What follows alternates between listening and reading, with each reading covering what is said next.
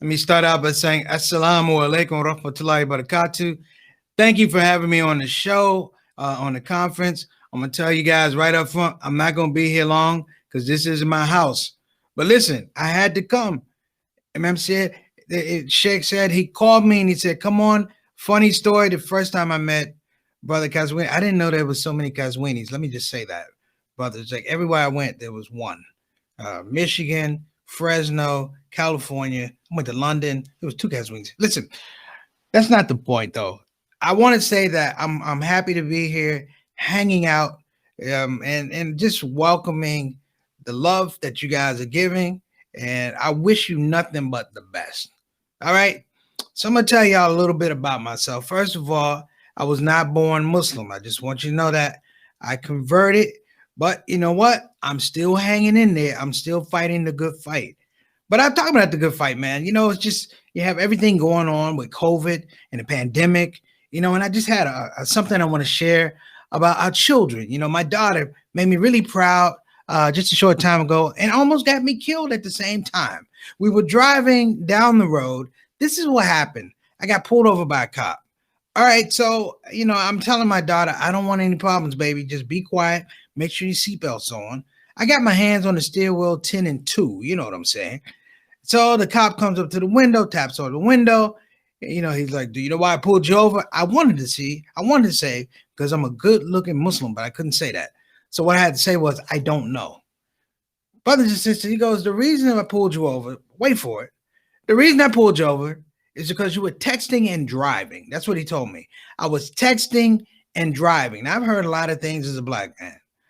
Put your hands on your head, don't move, any drugs in the car. I have never heard you were texting and driving. And immediately, because I've never heard it before, I started to argue. I was like, sir, I was not texting and driving. He goes, yes, you were. No, you weren't. Yes, you were. No, you weren't. We getting this big tussle. And my daughter, alhamdulillah, she jumps in the middle of the argument. She goes, Mr. Officer, you are wrong. I was like, go ahead, girl. She goes, no, sir. See, my daddy was not texting and driving. I was like, She goes, He was reading his emails. I was like, Jesus Christ. I was like, girl, you just like your mama.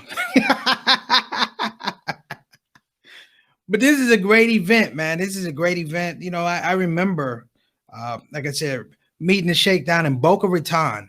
He had an event down in Boca Raton, and they were getting protested at the same time. I don't know if you remember, Sheikh. He was getting protested. Brothers and sisters, I'm nosy. I was waiting for the protest. It was in Boca Raton, Florida, which is a huge retirement community. I'm going to tell you something. I looked out at the protesters. I think the average age of the protesters was like 906 years old. I was like, you don't need to be out here protesting. Don't you have grandchildren to come out here? And it was so funny because I was like, you know what? We've got to learn to let go of things. I'm like, they were too old to be protesting. And I'm like, even that situation, I'm not a good person when it comes to dawah. I'm going to tell you why. I believe with all the surveillance of FBI and CIA, if you don't know anything about Muslims by this point in time, the problem is you. And I'm going to put this in a little bit of a showcase, if you will. As a part of being a comedian, I have to take a lot of trips up till COVID. I have to take a lot of flights. And what I do to make sure I get to where I'm going, I take a lot of early flights. So sometimes I'm on a plane as Fajr comes in. So, you know, I'm sitting on a plane, and brothers and sisters, let me add this pretext. I'm in a very good mood because I got upgraded. You know how Muslims are when they get upgraded. They like to let everyone else know who you didn't get upgraded. So here I am. I'm in first class. I'm feeling myself, you know, and I'm saying, you know what?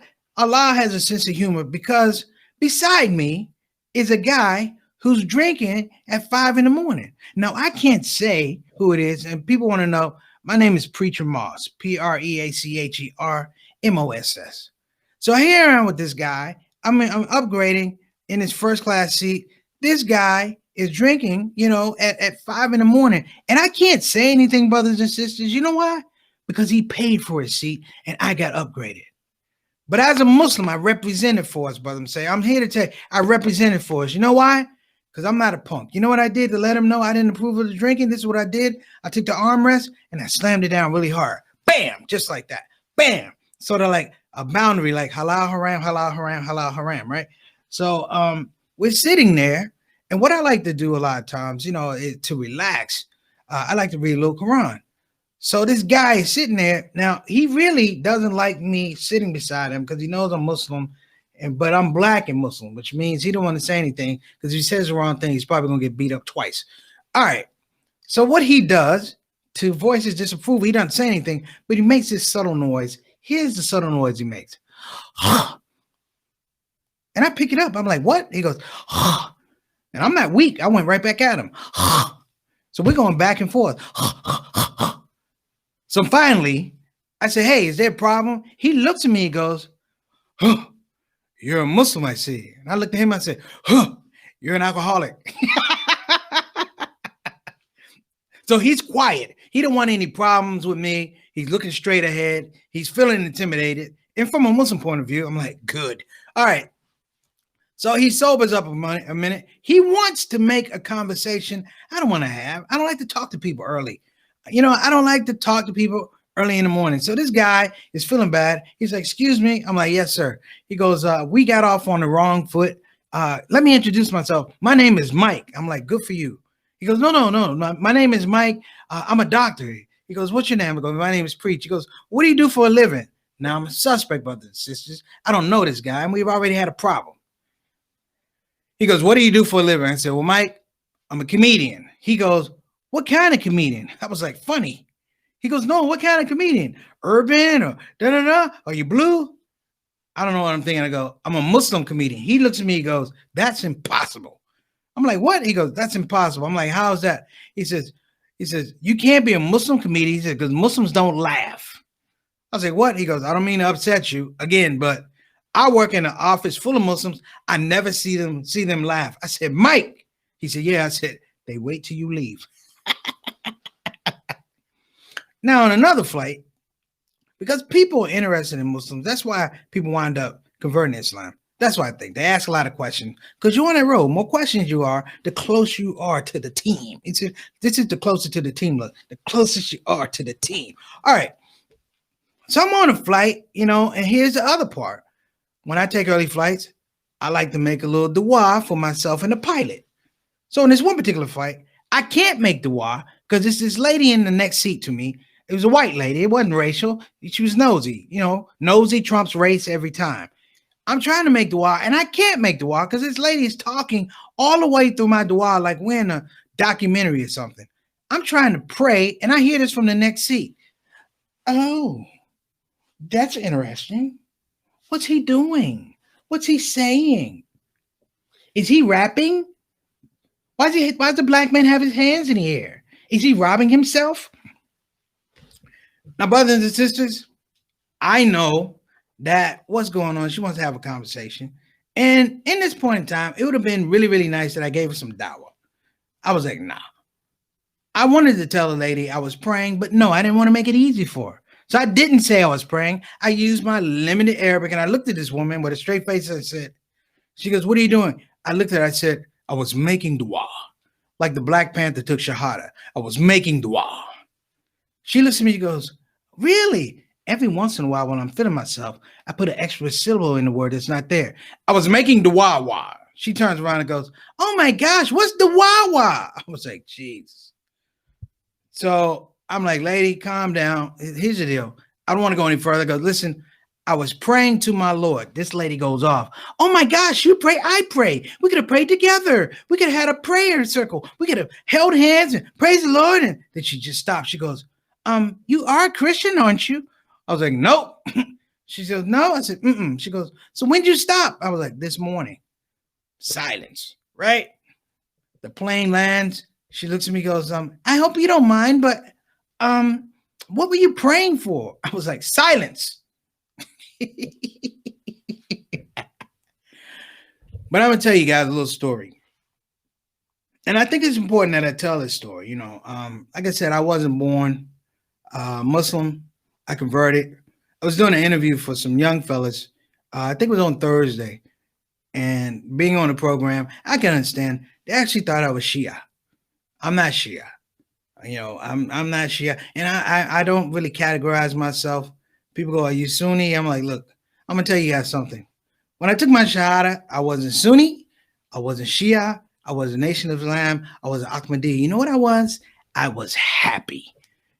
You know why? Happy that somebody in the religion came to save me where I was. I'm going to tell you guys a little story, a little culture before I get you out of here. You know what I'm saying?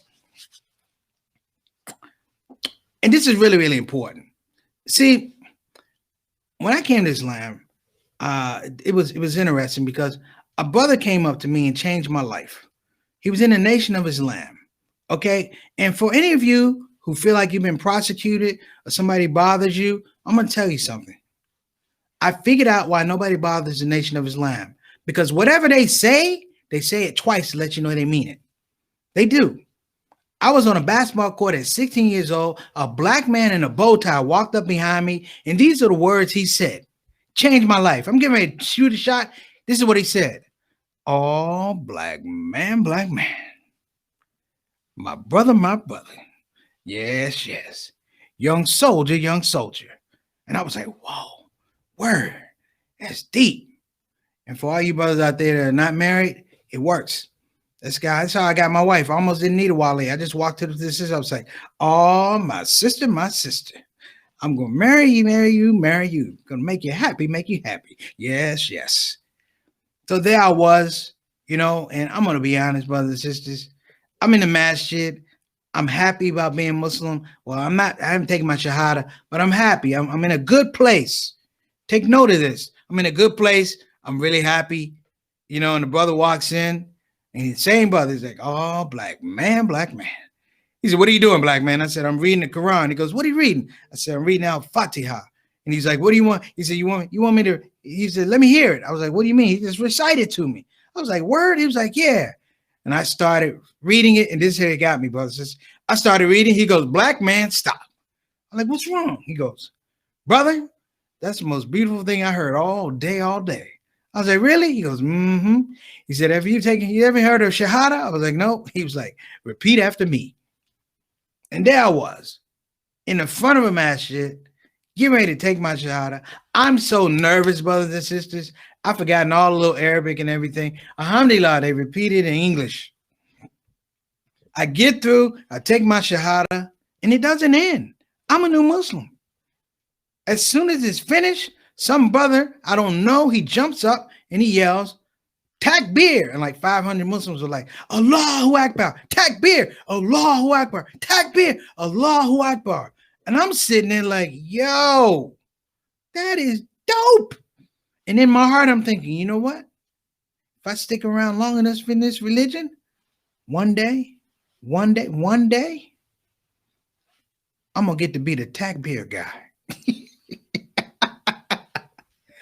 And I waited 2 years to try and be the Takbir guy. One day I was like, I couldn't put it off anymore. I'm sitting there. I'm like, I'm going to get my Takbir in today. I've been seeing brothers for 2 years. I'm going to get my Takbir in. I was like, whenever the imam says something good on the khutbah, I'm just going to yell Takbir. And it was almost like jumping rope, like double dutch. And I'm like, I'm going to get it in. He said something. I just jumped up. I was like, Takbir. And nobody said anything. I was like, oh, you're going to do me like that? Because when you do Takbir, you got to do the other two. Takbir. I was like, oh, I can't believe it. But that's the fun part. Plus, you get crazy Muslims that come around, and I love my crazy Muslims. And crazy Muslims come around, they want to help you. But I'm like, I know you want to help me with my deen, but I think you should work on your deen. I had one brother come up to me. He goes, I heard that you're a new Muslim. I said, yes, sir. He goes, here's my card. I was like, oh, okay, what's your card? He goes, that card right there. He goes, you call me when you're ready to be a good Muslim. I was like, yo, I didn't know it was a business. 1-800 be a good Muslim. I didn't know that. So out of fun, I called the brother. I was like, hey, this is Preacher Mars. Just took my shahada. Hey, listen, man, I'm trying to be a good Muslim. He goes, come over to my house right away. And I drove over and I get to the brother's house. I was like, hey, man, I'm ready to be a good Muslim. I'm thinking, it's going to be, some recitation or something. He goes, are you ready to be a good Muslim? I said, yeah. He said, you ready? I said, yeah. He said, are you ready? I said, give it to me. People, this guy gave me a piece of mishwak. And the sad part about it, I was like, what do I do with this? He goes, put it in your mouth. I did. He goes, you look Muslim already. I'm like, what? And the crazy part was, it was as long as my arm, people. I didn't know you could cut it. I'm walking around Washington, D.C. with a whole tree coming out the side of my mouth. You see what I'm saying? It's just the ridiculous part. So I know we have to wrap up here momentarily, but and I hope you guys don't mind. I keep it real. I keep it real. Wherever we are, I keep it real because I love my Muslim brothers and sisters. I love our Muslim brothers and sisters. I love the community and the personality that it presents. Tell the truth. I bet you there's someone in your masjid, just like in my masjid, just around the world. It doesn't matter. It probably happened to you this Friday or before the pandemic. You can remember this. There you are. You've worked all hard to get to the masjid. There you are. You're finally sitting there. You're focused. You listen to the khutbah. The khatib is rolling. You are focused. And then out of nowhere, some brother just walks up to the front of the masjid to tell everybody to move up. Hey, come this way, please. Come this way. He tells everybody to move up. Here's the killer. Then he just leaves. He doesn't even pray. He's been doing this for 30 years. I don't even think he's Muslim. I think he just comes in on Friday, tells all the Muslims to move up, and then he goes back to his job at the airport. All right, everybody, come on.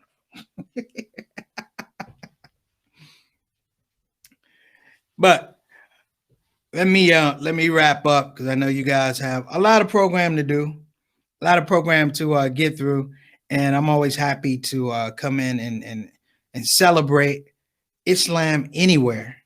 I like to celebrate Islam anywhere, because they have so many misconceptions about Muslims. The latest one I heard about 6 months ago was that ISIS was a Muslim organization. That's what I heard. ISIS was a Muslim organization. I was like, dude, that's a lie. It's a lie. You know why? ISIS has been around about 7, 8 years. They haven't had one fundraiser. Because you know how we are about fundraising. I don't know if you guys are going to have it on here, but I'm going to tell you something. I am a veteran of bad fundraisers. I don't know about you, but I believe everybody out here, if you go to a man or a woman, you're alone and you search your heart, you've probably been to a bad fundraiser. I'm the king of bad fundraisers. I've been to fundraisers and realized it's a fine line between a fundraiser and a hostage situation.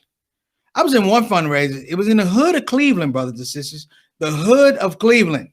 It was a bad neighborhood.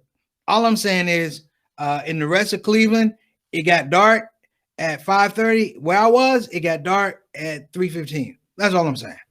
And they brought this guy in to do the fundraising. He was real arrogant. He didn't understand that the people are struggling. Be gentle when you ask. Be gentle.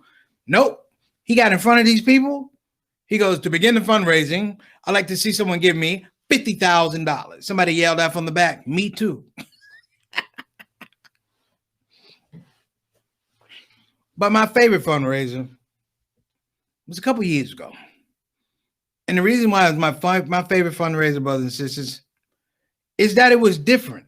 It was slick. It was innovative. They didn't have one fundraiser at the event. They had 2 fundraisers. The first guy came up. He was like the warm-up act. He was really, really short. Seriously, when he got behind the podium, we couldn't even see him. He started talking. I thought it was my conscience talking to me. He was like, please give. Assalamu alaikum. I was like, where is that coming from? Now, the second guy who came up, he was a gangster. He's from Saudi Arabia. He'd been in the country like 15 minutes. I don't know where he got his English. I don't know what version of Rosetta Stone he was using that week, but it wasn't working. However, I will give my man credit. Though his English was horrible, he had a lot of confidence.